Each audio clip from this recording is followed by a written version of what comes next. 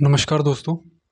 तो आज बात करते हैं कि जो हमारे देश में डिवोर्स की अभी स्थिति है वो बहुत ही ज़्यादा भयावह होती जा रही है डे बाय डे।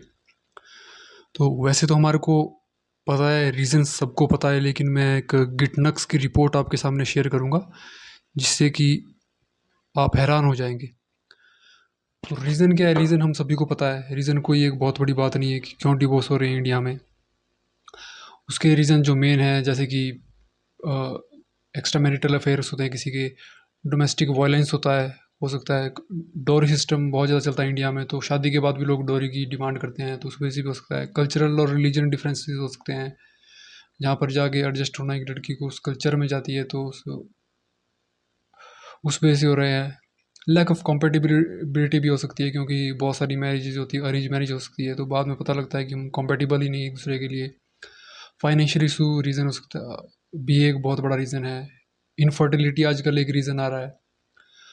एडिक्शन है, जैसे कि कोई अल्कोहल या ड्रग लेते हैं, तो ये भी बहुत बड़ा एक रीज़न है।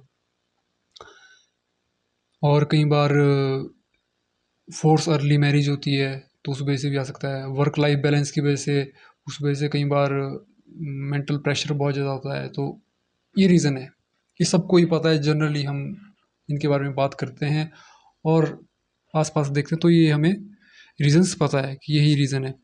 लेकिन अब ये रिपोर्ट क्या कहती है, मैं आपको इसके बारे में बताना चाहूँगा। इस रिपोर्ट के अकॉर्डिंग इंडिया में ये रिपोर्ट पब्लिश हुई थी 2024, 7/17/2024। तो इंडिया में 1% डिवोर्स रेट होते हैं। 100 शादियाँ हो रही है, उसमें एक शादी का डिवोर्स होगा ही होगा, लेकिन ये रेट कंटिन्यूसली बढ़ रहा है। अर्बन एरिया में जो डिवोर्स रेट है वो ज़्यादा है रूरल एरिया से, और पिछले 10 साल में 150% बढ़ा है डिवोर्स रेट, सिर्फ पिछले 10 साल में। और एवरेज ड्यूरेशन अगर बात करें कि कितनी है जिनकी डिवोर्स हो रहे हैं शादी के बाद, तो 11 साल है यहाँ पे, जो कि कंटिन्यूसली कम हो रही है। अब तो शादी के 1 साल के अंदर अंदर भी डिवोर्स हो रहे हैं, अब तो ऐसे भी आपको देखने को मिलेगा। लेकिन एक बात है जो आपको हैरान कर देगी कि रिलीजन इन्होंने एक यहाँ पे जस्टिफाई किया है कि एक रिलीजन है इंडिया में जिसमें सबसे ज़्यादा डिवोर्स होते हैं, और वो क्रिश्चियन है।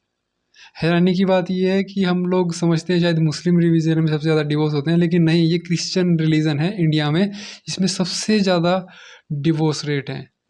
ये चीज़ हैरान करने वाली है। और एक और हैरानी वाली बात है कि इंटर कास्ट जो मैरिज होती है उसमें डिवोर्स रेट कम है कंपैरेटिवली सेम कास्ट मैरिज में। और जो वुमेन है वो डिवोर्स रेट को इनिशिएट ज़्यादा फ्रीक्वेंटली कर रही है बजाय लड़कों के। यानी कि डिवोर्स रेट जो ज़्यादातर फाइल हो रहे हैं वो वुमेन की ओर से हो रहे हैं। सबसे ज़्यादा जो डिवोर्स रेट हो रहे हैं वो हो रहे हैं महाराष्ट्र और केरला में कंपेयर टू अदर स्टेट। और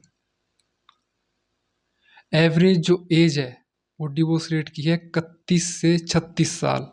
31 साल औरतों में है और 36 साल एवरेज आदमी पुरुषों में है, कि जो एवरेज डिवोर्स रेट की मैरिज है।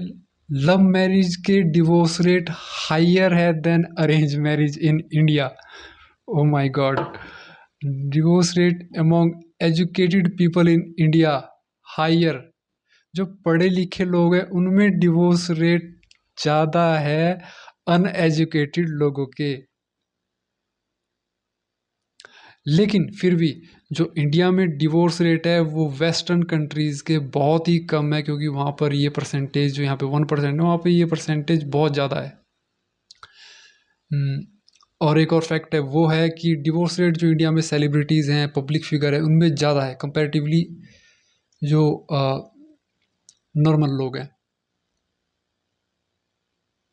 और जो लोग बहुत जल्दी शादी करते हैं उनके अंदर भी डिवोर्स रेट जो है ज़्यादा देखा गया है।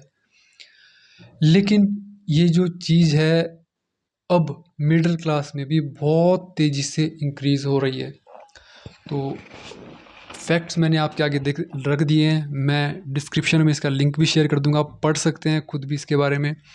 तो मैं यही कहूँगा दोस्तों कि जब हम मैरिज करते हैं पहले तो हमें कम से कम सोच समझ के कर लेनी चाहिए, ठीक है। जब हमने एक बार सोच समझ के ये डिसीज़न ले लिया है तो फिर ये सोचना चाहिए कि हम दोनों की लाइफ बहुत इंपॉर्टेंट है, हमारी फैमिली है जुड़ी है, हमारे बच्चे हैं, सबकी लाइफ इम्पैक्ट होती है। तो हम ऐसा कोई भी काम ना करें जिससे कि एक रिलेशनशिप के अंदर दीवार आए। हाँ, प्रॉब्लम्स होती हैं, प्रॉब्लम्स को बैठ के रिजॉल्व करना चाहिए। इसका मतलब ये नहीं है कि अलग हो जाना कोई सॉल्यूशन नहीं है। हम किसी दूसरे इंसान को भी लाइफ में ढूंढेंगे, उसके साथ भी रहेंगे तो प्रॉब्लम्स वहाँ पर भी आ सकती है। तो प्रॉब्लम्स को साथ में रहकर रिजॉल्व करना बहुत ही ज़रूरी है और एक दूसरे को समझना बहुत ज़्यादा ज़रूरी है। तो इसी के साथ ही आज इस वीडियो को ख़त्म करते हैं, मिलते हैं अगली वीडियो में।